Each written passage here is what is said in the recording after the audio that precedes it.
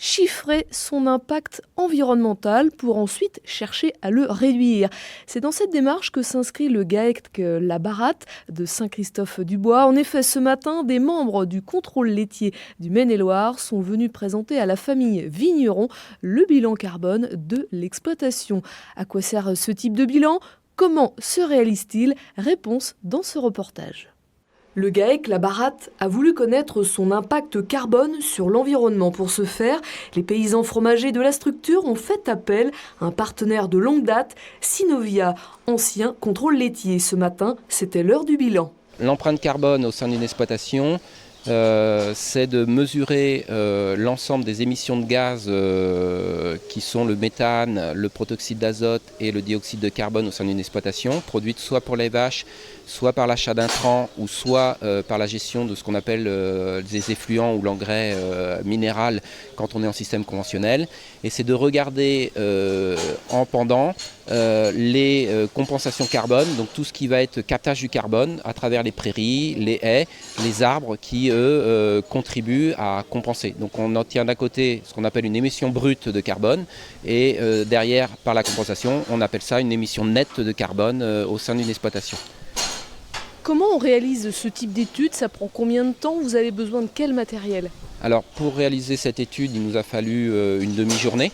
On arrive en exploitation, on va prendre les éléments dits techniques de l'exploitation, c'est-à-dire le nombre de vaches, la pratique des fertilisations.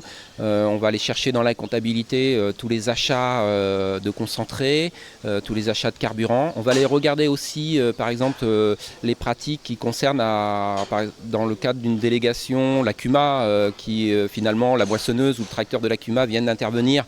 Donc on va regarder le nombre d'heures d'intervention pour aussi regarder la consommation de carburant qui vient de l'extérieur, qui n'est pas directement payé par l'agriculteur. Et ensuite, on obtient un diagnostic qui nous permet d'analyser la provenance des différents gaz, de pouvoir comparer ces éleveurs-là par rapport à nos références habituelles ou des différents diagnostics. Donc le deuxième temps se passe en groupe en général, où on va restituer ce diagnostic avec différents élevages qui ne sont pas forcément dans des mêmes systèmes et qui vont pouvoir analyser les contributions négatives et positives de leur système de production.